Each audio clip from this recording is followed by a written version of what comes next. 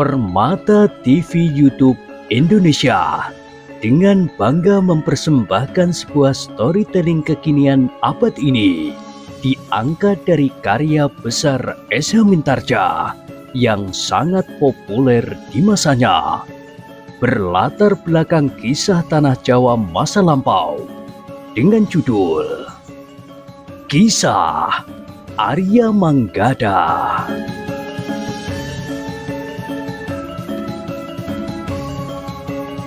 Pada kesempatan yang sangat baik ini, kita masuk pada episode yang ke-109.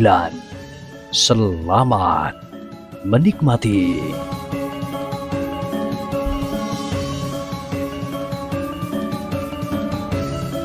Pada episode sebelumnya telah diceritakan, pada itu Manggada dan Laksono memang menuju ke arah yang berlainan dengan arah yang ditempuh Wiro Sabet. Tetapi Manggada telah mengajak Laksono untuk menempuh jalan melingkar, sehingga mereka akan dapat berpapasan langsung dengan orang yang sangat ditakuti itu. Sebenarnya lah, ketika mereka muncul di sebuah tikungan, maka dari arah yang lain, mereka melihat Wiro Sabet bersama dua orang kawannya menuju ke arahnya. "Kita temui orang itu," berkata Manggada. "Apakah kita akan membuat penyelesaian?" bertanya Laksono. "Tidak sekarang. Suro Gentong dan Kisopo Arwa akan dapat menghancurkan padukuhan ini, tetapi juga dapat terjadi sebaliknya. Kitalah yang tidak akan dapat pulang." "Jadi untuk apa kita menemuinya?" bertanya Laksono pula. "Aku yang akan berbicara, sesuaikan saja sikapmu." Laksono menarik nafas dalam-dalam, namun Manggada masih berkata, "Tetapi kau harus tetap berhati-hati, ada beberapa kemungkinan dapat terjadi." Laksono mengangguk. Sementara itu, Wiro Sabet sudah semakin menjadi dekat.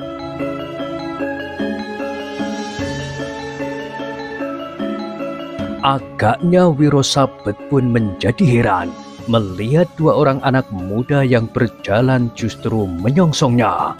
Dengan kening yang berkerut, ia bertanya kepada kawannya, "Siapakah anak-anak gila itu?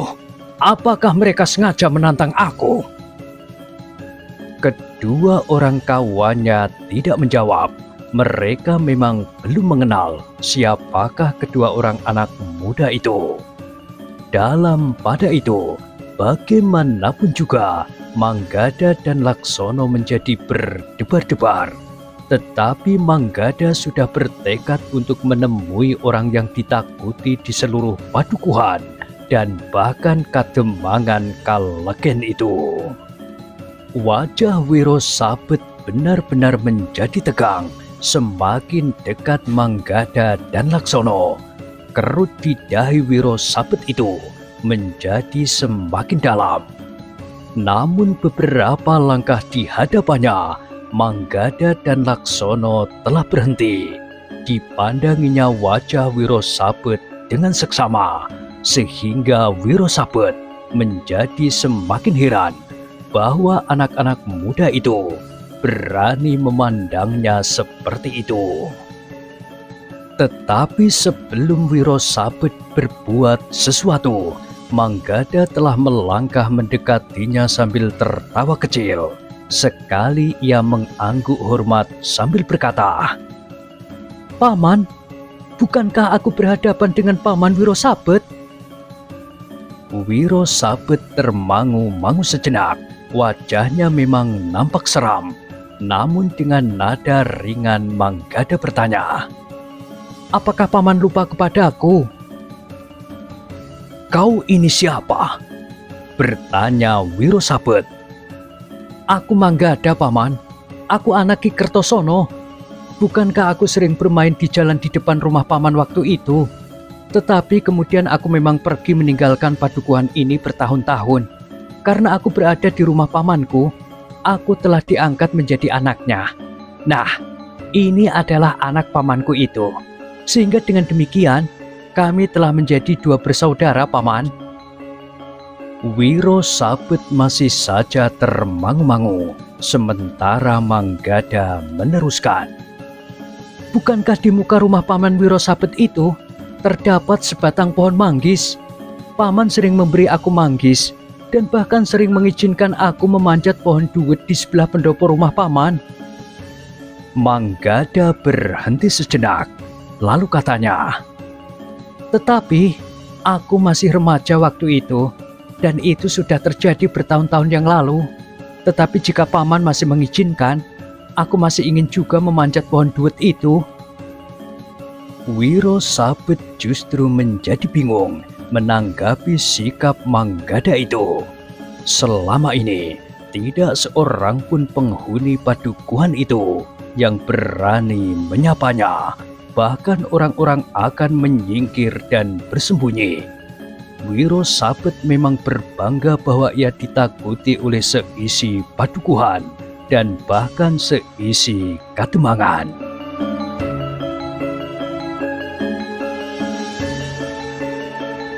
Namun keadaan yang tiba-tiba tanpa diduganya itu justru telah merambah, menyentuh perasaannya yang paling dalam.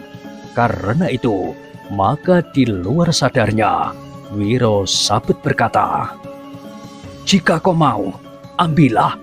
Duet itu sedang berbuah sekarang, tetapi aku sendiri tidak ada di rumah itu." "Oh, apakah Paman Wiro Sabet telah pindah rumah atau sering bepergian jauh? Tetapi bukankah Bibi ada di rumah, Paman?" bertanya Manggada. Wiro Sabet memang bertambah bingung menanggapi sikap Manggada. Namun Wiro Sabet itu sempat bertanya pula, "Sejak kapan kau pulang?" "Kemarin, Paman," jawab Manggada. Lalu katanya, "Saudara sepupuku yang kemudian telah menjadi saudaraku setelah aku diangkat oleh anak Paman ingin melihat-lihat padukuhan ini. Tetapi rasa-rasanya padukuhan ini semakin lama menjadi semakin mundur, Paman." "Apakah ayahmu tidak menceritakan apa-apa tentang padukuhan ini?" bertanya Wiro Sabet pula. "Ayah sudah bercerita, Paman, bahwa air dari sungai kecil itu sudah berhasil diangkat naik dan dapat mengaliri sawah di bulak sebelah selatan padukuhan ini, sehingga hasil padi telah meningkat.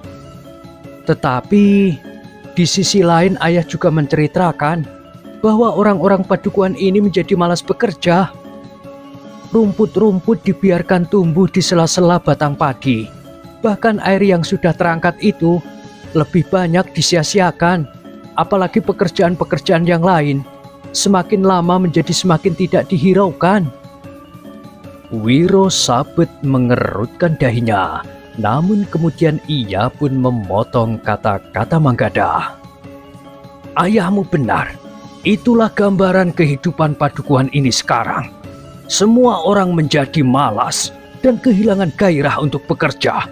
Semua ini adalah kesalahan bebahu padukuhan yang tidak mampu menggerakkan para penghuni padukuhan ini. Karena itu, maka harus ada pembaharuan di padukuhan ini." Manggada mengangguk-angguk. Katanya, "Jadi yang dikatakan ayah itu benar. Semula aku meragukannya. Karena itu, maka aku dan saudaraku ini ingin melihat perkembangan terakhir padukuhan Gemawang ini, Paman." Namun Wiro Sabet berkata, "Pulanglah, bertanyalah kepada ayahmu apa yang sebenarnya terjadi." "Baiklah, Paman. Tetapi apakah Paman bersedia singgah di rumah kami? Ayah ada di rumah sekarang. Pada kesempatan lain, aku akan datang lagi ke rumah Paman untuk memanjat pohon duet itu lagi. Atau barangkali pohon manggis jika musimnya manggis berbuah." "Pergilah ke sana. Rumahku itu kosong sekarang. Tetapi aku izinkan kau mengambil manggis dan duet." "Terima kasih, Paman. Nah, sekarang Paman mau pergi kemana atau dari mana?" "Seperti kau, melihat-lihat kemalasan orang-orang padukuhan ini. Manggada tidak bertanya lagi. Wiro Sabet pun kemudian telah melangkah melanjutkan perjalanannya. Namun ia masih berpesan, "Pulanglah, bertanyalah apa yang terjadi di padukuhan ini." "Baik, Paman," jawab Manggada. Demikianlah, maka Wiro Sabet pun berjalan terus. Manggada dan Laksono masih termangu-mangu sejenak.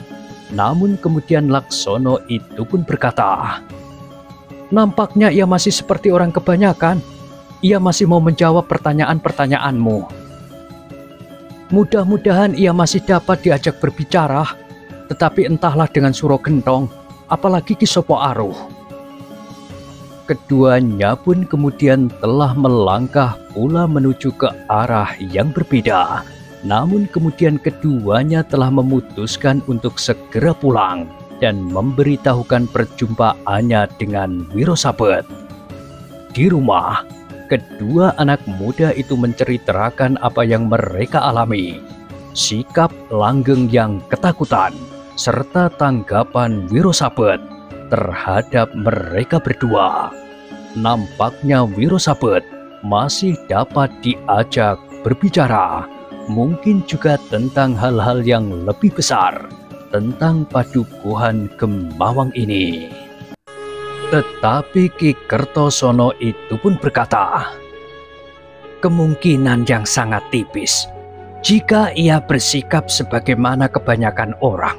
Itu karena ia menghadapi satu keadaan yang tiba-tiba, yang sebelumnya tidak pernah diduganya. Tetapi apa yang dilakukan oleh Wiro Sabet dan Suro Gentong selama ini, nampaknya dengan sengaja mereka berusaha untuk menakut-nakuti semua orang Gemawang dan bahkan seisi Kademangan Kalegen."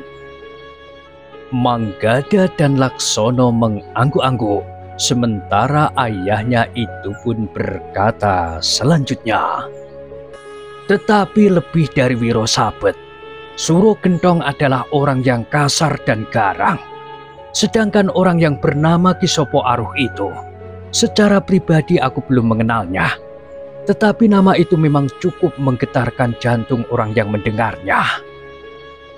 Manggada dan Laksono masih saja mengangguk-angguk.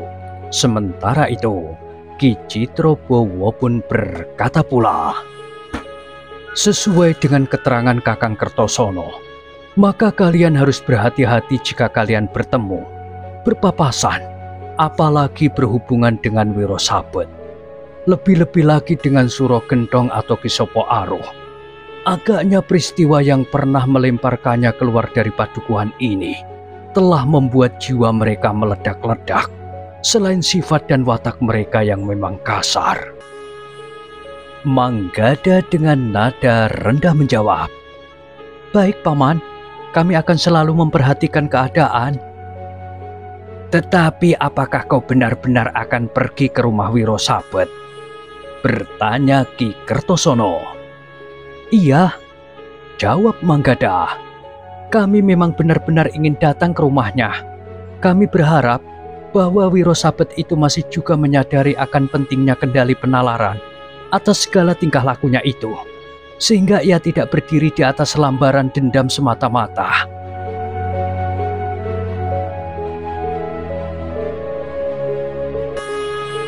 "Baiklah," berkata Ki Kertosono.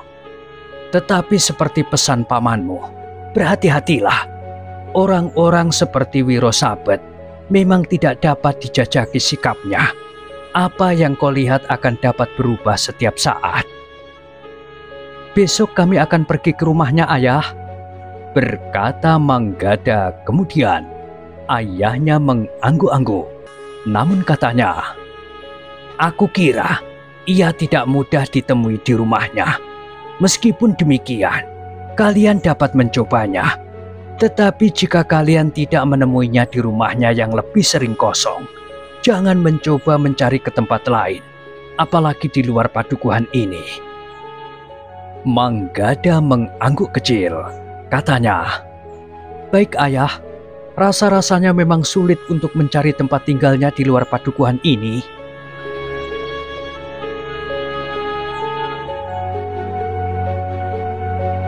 Untuk beberapa lamanya, mereka masih berbincang-bincang tentang padukuhan yang lengang itu.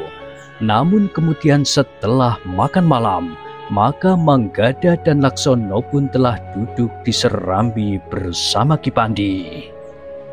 Ki Pandi yang lebih banyak diam dalam pembicaraan tentang keadaan padukuhan itu, berkata kepada Manggada dan Laksono, "Angger berdua, kalian memang harus sangat berhati-hati dalam menghadapi persoalan ini. Orang yang bernama Sopo Aruh itu memang orang yang berilmu tinggi. Aku tidak mengira bahwa ia berkeliaran sampai ke tempat ini. Bahkan mungkin sudah cukup lama. Ternyata ia telah menjadi hantu yang menakut-nakuti lingkungan ini. Aku kagum melihat keberanian Ki Jogoboyo serta kesetiaannya pada tugasnya. Tetapi aku tidak yakin apakah ia memiliki bekal yang cukup untuk menghadapi orang-orang seperti Wiro Sabet, Suro Gentong dan kawan-kawannya. Apalagi orang yang bernama Ki Sopo Aruh itu. Karena itu, ia memang memerlukan orang lain untuk membantunya. Bahkan mungkin lebih tepat disebut melindunginya." Anak Ki Jogoboyo itu juga baru pulang dari perguruannya karena dipanggil oleh ayahnya, berkata Manggada. "Aku belum pernah melihat anak itu. Mudah-mudahan ia mempunyai bekal ilmu yang tinggi. Tetapi berdua dengan ayahnya, maka keadaannya akan menjadi sangat gawat. Sampai saat ini rasa-rasanya Wiro Sabet dan Suro Gentong masih belum berbuat sesuatu, kecuali menakut-nakuti orang-orang Gemawang. Karena itu, mereka masih belum berbuat sesuatu atas Ki Jogoboyo dan anaknya. Namun pada suatu ketika, Ki Jogoboyo dan anaknya itu tentu akan diselesaikan dengan cepat jika tidak mendapat bantuan yang cukup." Manggada dan Laksono mengangguk-angguk. Dengan nada dalam Laksono itu berdesis, "Agaknya memang sulit untuk membangkitkan keberanian orang-orang padukuhan ini. Tetapi kita masih dapat berharap, sedangkan harapan lain, kita dapat berbicara dengan Wiro Sabet," sahut Manggada. "Nampaknya sulit untuk menembus kekerasan hati Wiro Sabet dan Suro Gentong, mengingat latar belakang kehidupannya sebagaimana diceritakan oleh Ki Kertosono. Namun demikian, tidak ada salahnya untuk berbicara dengan orang itu." Manggada mengerutkan dahinya. Katanya, "Setidak-tidaknya untuk menunjukkan kepada mereka bahwa ada orang yang tidak menjadi ketakutan karena solah tingkahnya itu." "Kau melangkah terlalu cepat," berkata Ki Pandi. "Aku setuju, tetapi jangan tergesa-gesa. Jika mungkin kita dapat melihat serba sedikit tentang kekuatan yang ada di belakangnya, selain Ki Sopo Aruh." Manggada dan Laksono memahami betapa luasnya pengalaman Ki Pandi merasakan kebenaran pesan itu. Tanpa mengetahui serba sedikit apa yang mereka hadapi, maka rasa-rasanya mereka akan dapat terjebak ke dalam satu pusaran kekuatan yang tidak dapat mereka lawan, atau setidak-tidaknya mereka tidak sempat memperhitungkan cara untuk mengatasinya. Malam itu Ki Pandi masih memberikan pesan-pesan khusus menghadapi orang-orang yang jantungnya telah hangus dibakar oleh api dendam. Orang-orang yang demikian agaknya sudah sulit untuk membuat pertimbangan-pertimbangan yang wajar. Sementara Ki Sopo Aruh dapat bekerja sama dengan mereka meskipun latar belakang kepentingannya berbeda. Menjelang tengah malam, pembicaraan mereka baru berakhir. Manggada dan Laksono pun segera menuju ke biliknya. Demikian pula dengan Ki Pandi.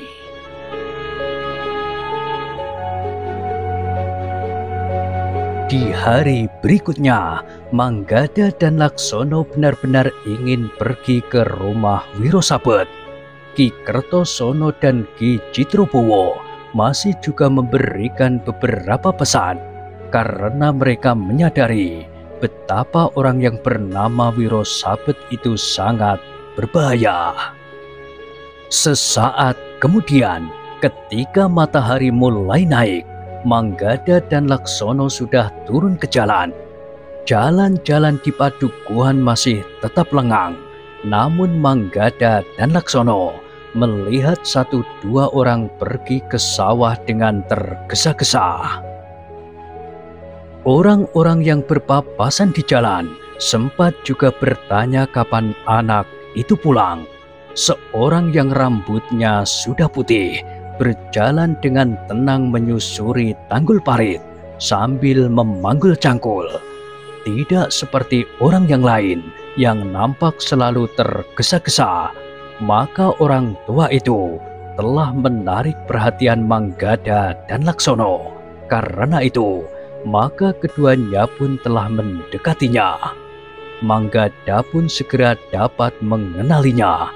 Karena itu, maka Manggada pun segera bertanya kepadanya.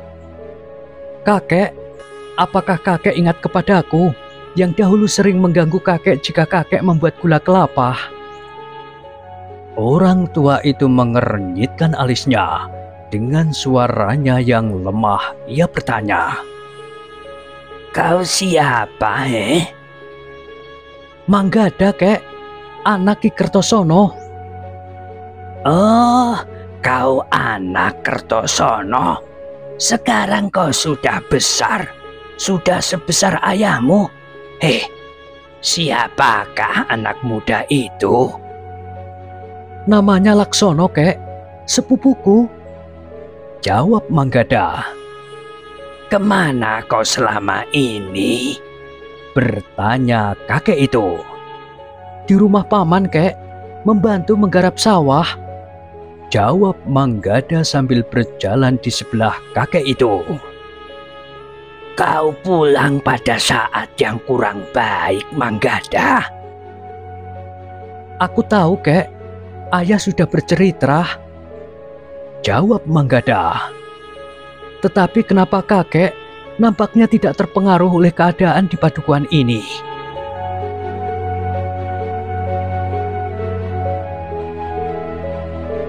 Orang tua itu tertawa. Katanya, "Bukankah aku sudah tua? Buat apa aku ikut-ikutan menjadi ketakutan seperti orang lain? Aku sudah tidak berarti apa-apa lagi. Aku tidak mempunyai tanggungan seorang pun lagi. Tidak ada istri, tidak juga ada anak."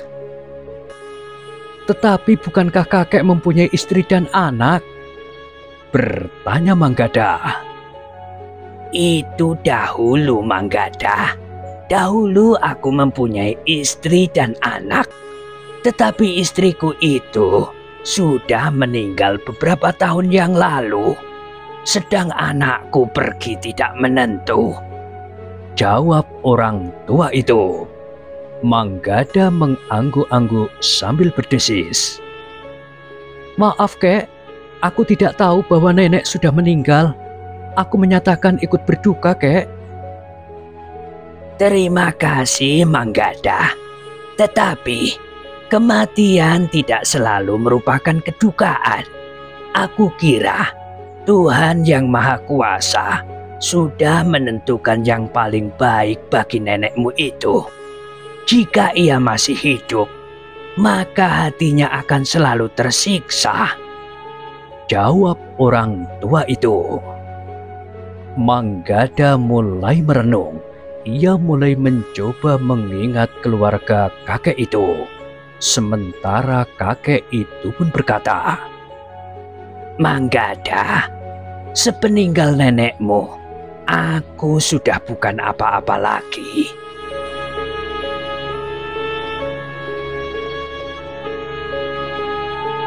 Wajah Manggada menjadi tegang.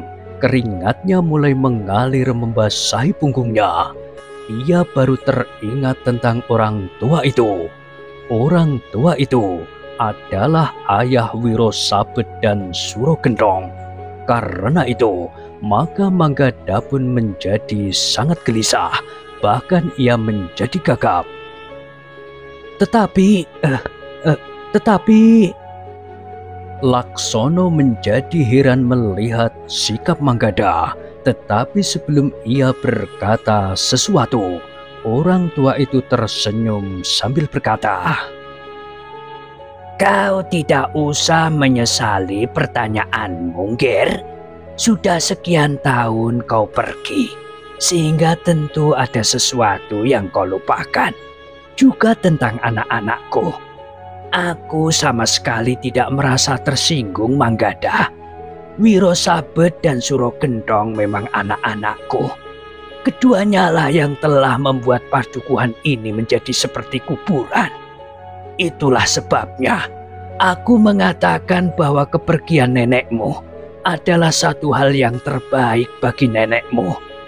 Meskipun dengan demikian, maka aku merasa bahwa hidupku sebenarnya lah telah berakhir sejak nenekmu meninggal dunia." Laksono yang mendengar kata-kata kakek itu menarik nafas dalam-dalam. Ia mengerti kenapa Manggada menjadi gagap dan bahkan kebingungan. "Aku mohon maaf, kek," berkata Manggada kemudian.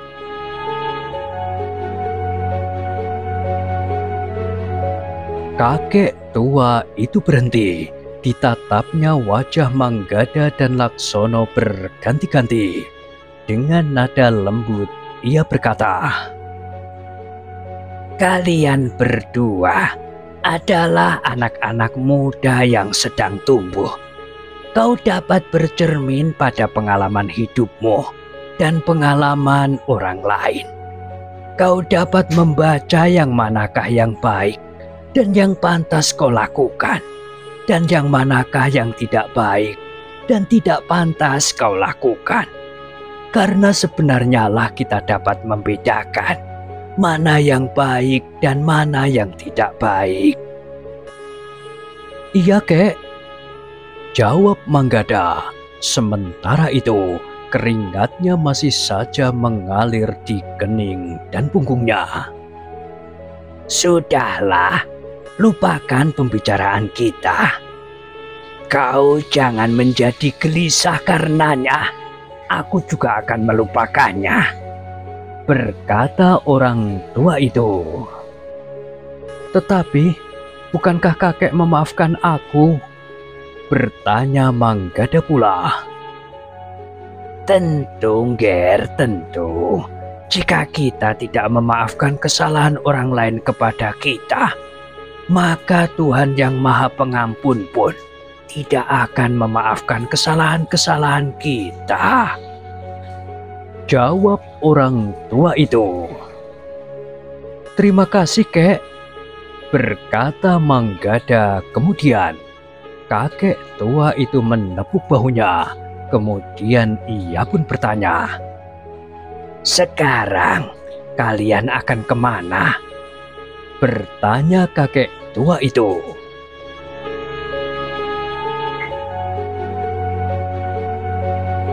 Manggada yang masih gelisah tidak berbohong.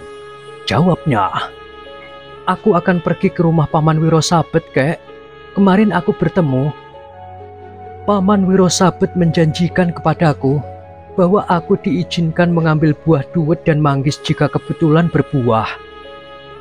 Wajah kakek itu justru menegang.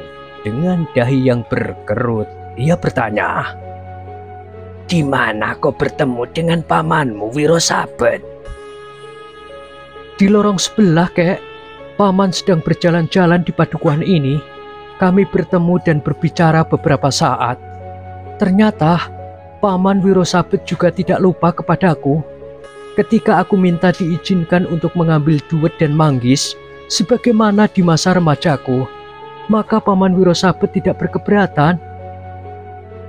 Tetapi Bukankah kau sudah mendengar cerita tentang Paman Wirosabet dan Suro Gentong? Bertanya orang tua itu. Sudah, Kek. Tetapi ternyata Paman Wirosabet masih bersikap wajar kepadaku. Orang tua itu mengangguk-angguk.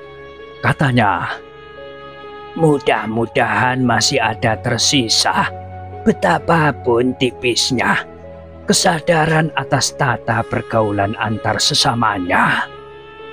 Manggada tidak menjawab, namun ia melihat mata orang tua itu menjadi basah. Tetapi orang tua itu kemudian justru tersenyum dan berkata, singgahlah di rumahku, Ger. Aku hidup seperti sekarang. Baiklah, Kek. Nanti aku akan singgah di rumah kakek. Tetapi bukankah kakek sekarang akan pergi ke sawah?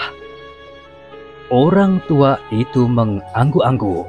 Katanya, iya, Ger. Aku akan pergi ke sawah. Tidak ada orang yang mengairi sawah. Di padukuhan ini, tidak ada orang yang bersedia membantuku lagi. Mereka semakin lama menjadi semakin jauh. Apalagi akhir-akhir ini, setelah ada kabar bahwa kedua orang anakku itu akan pulang. Jika kakek tidak berkeberatan, aku akan membantu kakek.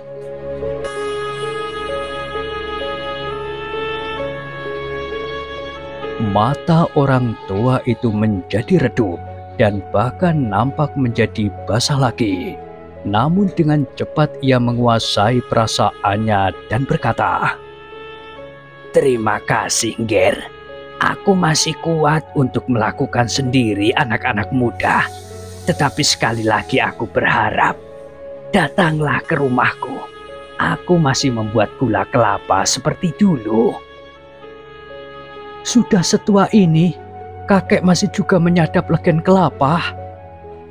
Apakah aku sudah nampak tua sekali? Bertanya orang itu sambil tersenyum. Kakek memang sudah nampak tua, tetapi kakek masih nampak tegar menghadapi hari-hari yang keras bagi kakek. Sudahlah, berkata orang tua itu. Aku akan pergi ke sawah, mumpung hari masih pagi. Silahkan, Kek. Aku akan mengunjungi rumah Paman Wirosabet. Mudah-mudahan ia ada di rumah. Sekali lagi orang itu menepuk bahu Manggada, kemudian Laksono. Namun kemudian orang tua itu telah melangkah pergi menyusuri tanggul parit menuju ke sawah.